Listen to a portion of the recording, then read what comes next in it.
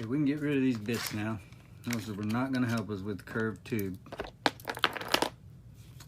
So let's start over here and let's try this. When I say a curved tube, you can see that the flint goes in here but meets the flint wheel up here.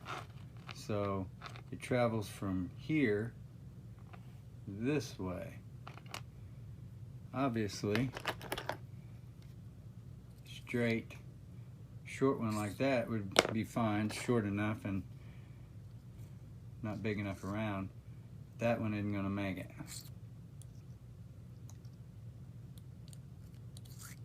So we need something that's going to curve with the tube. Okay, and as I talked about in the article, kind of a knurled up in there is what I'm looking for. And give me as much surface cutting space with it as possible. This one is way too long for what I need right now. Anyway, you can see, you stick that in there. Right there, we're not going to reach the end. We're pretty close. But you can see how that curves through there. We're not really there. But we're going to get there. We're going to cut this to the right length and get it seated in the jaws of our chuck here.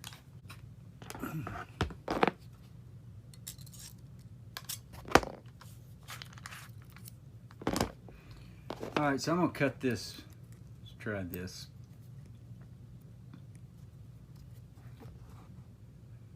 Okay, we want enough to give it some flexibility and some pressure to cut into that old flint without bending. We don't want enough that it's going to bend, so we're going to cut it right there. Try it there.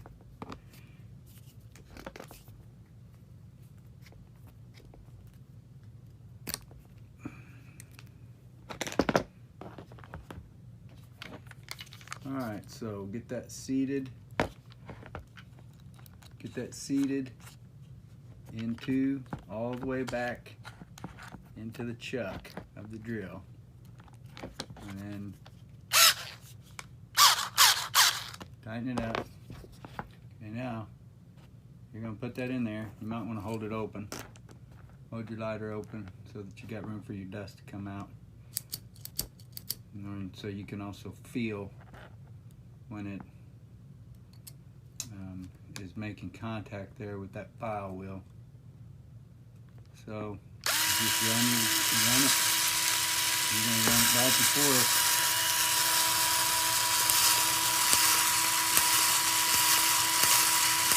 As strong as you can.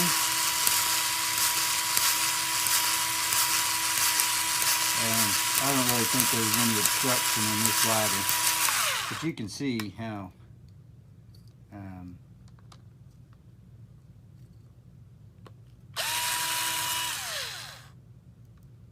you can see that it's moving things around in there. And you know how long this takes?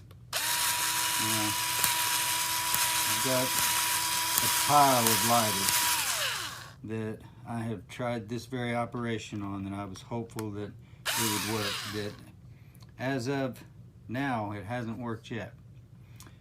So this is definitely not a foolproof method, but it is the best method that I have found so far, other than taking the top apart, which is a whole other problem.